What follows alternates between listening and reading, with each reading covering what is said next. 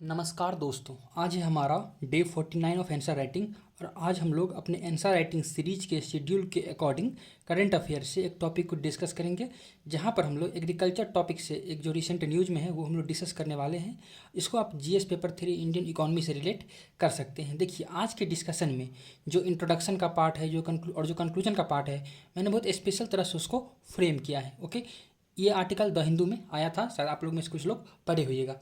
तो आइए स्टार्ट करते हैं, देखते हैं आज का क्वेश्चन क्या है। देखिए, क्वेश्चन बोलता है कि recently ministry of agriculture launched कृषि डिसीजन सपोर्ट सिस्टम। ठीक है, KDSS यानी कृषि decision support system recently ministry of agriculture ने लॉन्च किया for enhancing agriculture sustainability and productivity. ठीक है, यानी एग्रीकल्चर को सस्टेनेबल प्रैक्टिस बनाया जाए, प्रोडक्टिविटी को बढ़ाया जाए, उसके लिए मिनिस्ट्री ऑफ एग्रीकल्चर ने ये पर्टिकुलर जो सिस्टम है वो लॉन्च किया। अब बताना है आपको, चलिए ये तो स्टेटमेंट हो गया। आपको बताना है कि what are the key features and how it impact farmer and policy maker of the India. देखिए, क्वेश्चन का पहला पार्ट तो इटसेल्फ स्टेटमेंट्स डिराइव हो जाएगा, जो कि इंट्रो का पार्ट हो जाएगा। दूसरा की फीचर्स, ठीक है, और उसके बाद हमको बताना है कि इसका इम्पैक्ट फार्मर्स पे क्या हुआ, थर्ड पार्ट, और पॉलिसी मेकर पे क्या हुआ, फोर्थ पार्ट, और लास्ट में फिफ्थ पार्ट में हम लोग इसको कंक्लूड कर देंगे। तो ये रहा हमारा क्वेश्चन आंसर राइटिंग का 5 पार्ट। मैंने क्या किया, इसको ब्रेक कर दिया पार्ट्स में। आइए स्टार्ट करते हैं अब आंसर राइटिंग। देखिए, सबसे पहले बात करते हैं इंट्रोडक्शन के बारे में। यहाँ पर मैंने क्या किया, इंट्रोडक्शन के लिए प्राइम मिनिस्टर मोदी का recent statement regarding agriculture and food security को यहाँ पर कोट कर दिया। तो मैंने बताया, recently PM Modi said he want to see the India as the global food basket. ठीक है, on every dining table of the world there should be at least one Indian food. ठीक है, रिसेंटली प्राइम मिनिस्टर मोदी ये बोले हैं कि वो भारत को as a global food basket देखना चाहते हैं, और वो चाहते हैं कि दुनिया के हर डाइनिंग टेबल पे एटलीस्ट वन इंडियन फूड रहे। तो ये काफ़ी करंट ये स्टेटमेंट के साथ मैंने इसको स्टार्ट कर दिया। ठीक है, अब एक लिंकिंग पैराग्राफ से स्टार्ट ये कंटिन्यू करते हैं। तो to achieve such optimistic target, ये जो ऊपर का ऑप्टिमिस्टिक टारगेट है उसको अचीव करने के लिए government of India launched and innovative digital geospatial platform, जिसका नाम क्या है, Krishi DSS, design to transform India's agriculture sector. ठीक है, यानी ये जो ऑप्टिमिस्टिक टारगेट है इसको अचीव करने के लिए गवर्नमेंट ऑफ इंडिया ने क्या किया, एक डिजिटल प्लेटफॉर्म लॉन्च किया कृषि DSS के नाम से, ताकि हम लोग इंडिया के एग्रीकल्चर सेक्टर को ट्रांसफॉर्म कर सके। आई होप आपको इंट्रोडक्शन और लिंकिंग पैराग्राफ का मतलब और उसका किस तरह से लिखा गया वो समझ में आया होगा। आइए स्टार्ट करते हैं एक्सक्लूसिवली बॉडी वाले पार्ट से, क्योंकि बॉडी तो ऑलरेडी स्टार्ट हो चुका है। ठीक है, सबसे पहले क्या है, की फीचर ऑफ द कृषि DSS। ये जो पर्टिकुलर सिस्टम है, ये जो पर्टिकुलर पोर्टल है, इसका क्या इसका की फीचर है।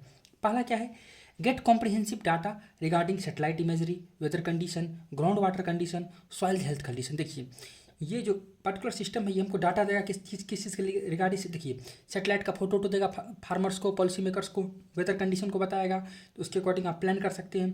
ग्राउंड वाटर का कंडीशन क्या है वो बता सकता है, सॉइल हेल्थ का कंडीशन बता सकता है। तो ये सब क्या करे, ये सब फार्मिंग को असिस्ट कर रहा है। ठीक है, दूसरा है knowing way of agriculture management. देखिए, ये हमको बताएगा क्रॉप मैपिंग के बारे में और क्रॉप मॉनिटरिंग के बारे में। ठीक है, मतलब कहाँ पर कौन सा क्रॉप उपजाना चाहिए, उसका कंडीशन क्या है।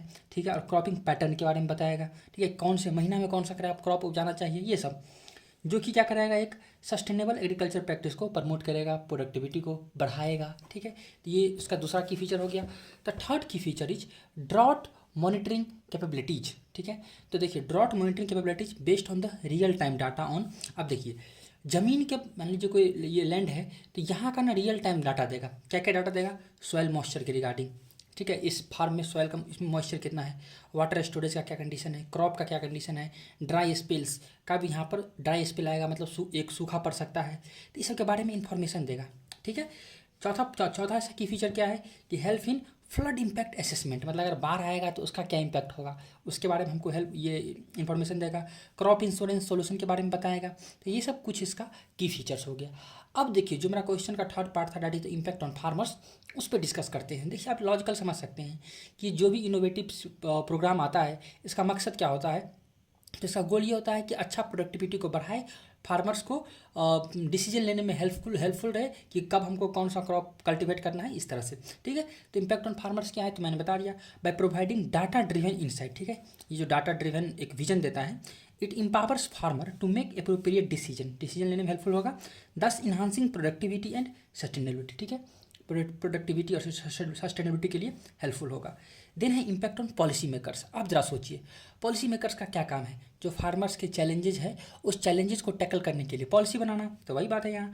Bye help of data policy makers can frame evidence based policies. ठीक है, मेरे पास डाटा है, evidence based policies that can address the specific challenges faced by the agriculture sector in India.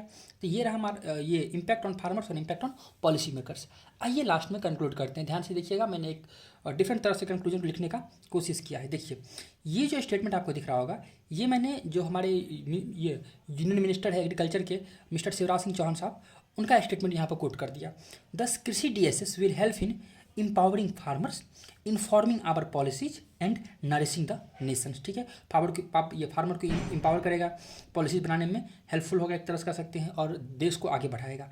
अब देखिए इट्स प्रॉपर इम्प्लीमेंटेशन। देखिए चूँकि कोई भी प्रोग्राम है तो उसका प्रॉपर इम्प्लीमेंटेशन तो काफ़ी जरूरी है, तो its proper implementation will pave the way for achieving the food security. ठीक है, अगर इम्प्लीमेंटेशन सही तरह से हुआ तो हम लोग फूड सिक्योरिटी अचीव कर सकते हैं, इंप्रूव कर सकते हैं फार्मर्स लाइवलीहुड, और प्रमोट कर सकते हैं सस्टेनेबल एग्रीकल्चरल प्रैक्टिस, जो कि एक बहुत ही बड़ा स्टेप होगा किस चीज़ के लिए?